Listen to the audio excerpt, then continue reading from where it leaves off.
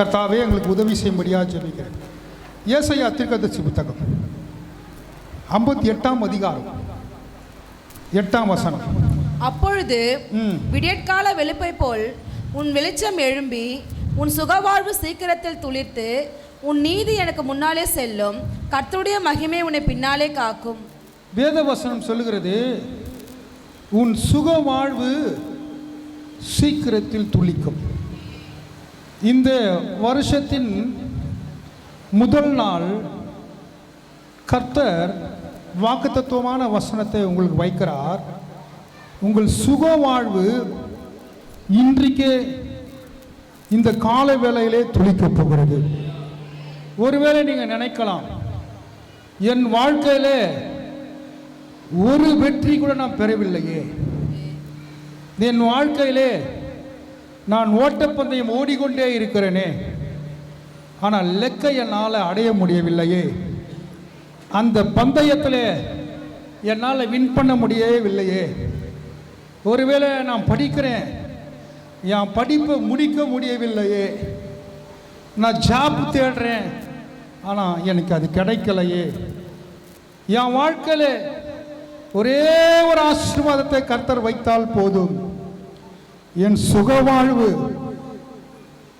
நிச்சயமாய் துளிக்கும் என்று நான் நம்புகிறேன். கர்த்தாவே, இந்த ஜனங்களுக்கு இந்த வருஷத்தில் நீ ஒரு வாழ்வு தரும்படியா ஜெபிக்கிறேன். வாழ்வு தரும் இயேசு நிச்சயமாய் உங்கள் வாதைகளை அவர் நீக்கி விடுவார். உன் மரணத்தை அவர் மாற்றி விடுவார். நீங்கள் கவலைப்பட வேண்டிய அவசியம் இல்லை. இன்றைக்கு கர்த்தர் உனக்கு ஒரு சுக வாழ்வை தந்திருக்கிறார். ஹல்லேலூயா. சரி, இந்த சுக வாழ்வு எப்படியாய் கிடைக்கும்? ஒரு வசனத்தை நாம் வாசிப்போம். ஆதியாகமம் 1ஆம் அதிகாரம் 3ஆம் வசனத்தை நாம் வாசிப்போம். தேவன் வெளிச்சம் உண்டாக கடவது என்றார், வெளிச்சம் உண்டாயிற்று. ஆமென். கர்த்தர் வெளிச்சம் உண்டாவதுன்னு சொன்னாரா? வெளிச்சம் உண்டானதா? வேத வசனத்தை நீங்கள் தொடர்ந்து வாசித்து பார்த்தால் தெரியும், வெளிச்சம் உண்டானவே எல்லாம் ஆசீர்வாதமும் இந்த உலகத்துக்கு வந்தது. உன் வாழ்க்கையிலே ஒரு சுக வாழ்வு உண்டாக வேண்டும் என்றால் நீங்கள் செய்ய வேண்டிய காரியம், இந்த வெளிச்சத்தின் வேதத்தை நீங்கள் வாசிக்க வேண்டும். இந்த வெளிச்சத்துக்குள்ளே நீங்கள் கடந்து வர வேண்டும். இந்த வெளிச்சத்துக்குள்ளே நீங்கள் வரும்போது, இந்த வெளிச்சத்தில் இருக்கிற வார்த்தையை நீங்கள் வாசிக்கும் போது, இந்த வெளிச்சத்தில் உள்ள இந்த வார்த்தையை கொண்டு நீங்கள் ஜெபிக்கும் போது, இன்றைக்கே உன் சுக வாழ்வு தேவன் துளிர்க்கும்படியாய் உதவி செய்வார். நல்ல கைகளை தட்டி கர்த்தரை ஸ்தோத்தரிப்போமாக. முதலாவது, உங்க வாழ்க்கையில ஒரு வெளிச்சம் வேண்டும் என்றால் தேவன் சொல்லுகிற இந்த வார்த்தைக்கு நீங்கள் கீழ்ப்படிய வேண்டும். தேவனிடத்தில் மன்றாடி ஜெபிக்க வேண்டும். முதலாவது இந்த வெளிச்சத்தை உங்கள் மேலே செலுத்த வேண்டும்.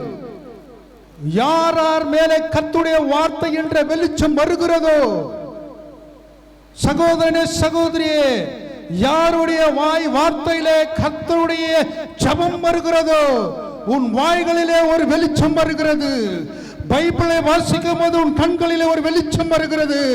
உனக்கு உண்டாகிற போராட்டம் இயேசுவின் நாமத்திலே கர்த்தர் எல்லாத்தையும் வெளியேற்றி உன்னை சுகத்தை தேவ் உன் சுக வாழ்வு இன்றைக்கு துய்க்க போகிறது.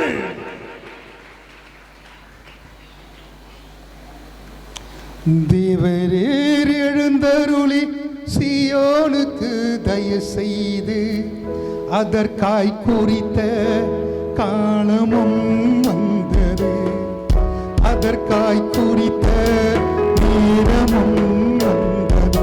உன் சுக வாழ்வு என்று துளித்தது, உன் புது வாழ்வு இன்று வந்தது. உன் சுக வாழ்வு என்று துளித்தது, உன் புது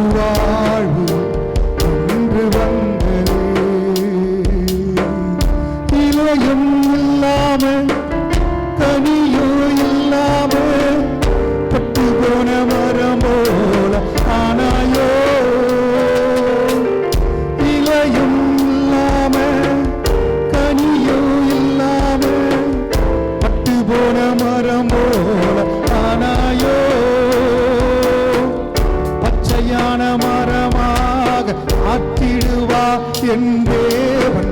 பச்சையான மரமாக ஆற்றிடுவா என் தேவன். பூத்து காய்த்து என்னை நிரப்ப செய்வார். பூத்து காய்த்து என்னை நிரப்ப செய்வார். உன் சுகவாழ்வு இன்று துளித்தது. உன் புது வாழ்வு இன்று வந்தது. உன் சுகவாழ்வு இன்று துளித்தது. உன்